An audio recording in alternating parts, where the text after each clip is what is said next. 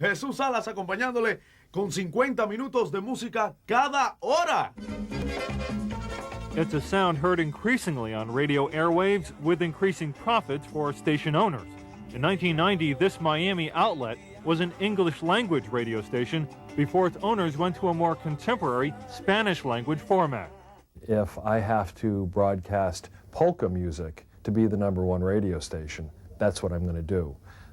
If I have to broadcast jazz, whatever it is, I'm going to go for the marketing niche that's available.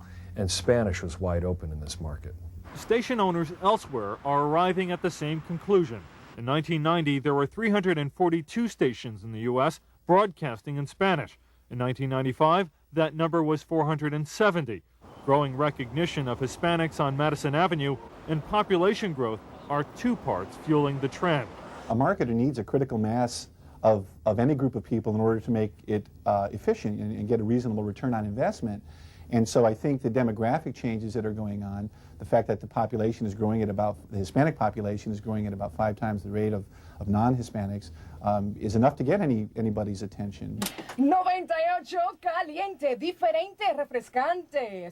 It's gotten the attention of publicly owned Heftel Broadcasting. The company has moved aggressively in recent years, developing 16 Spanish format stations, including 4 in Miami, where previously it had none.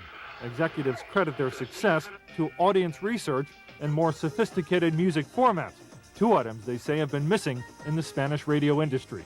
Spanish is not a format, it's a language.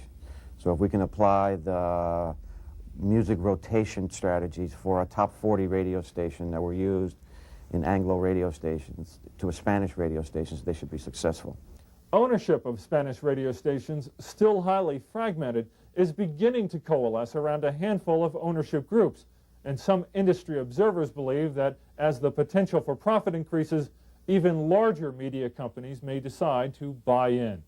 Jeff Yastine, Nightly Business Report, Miami.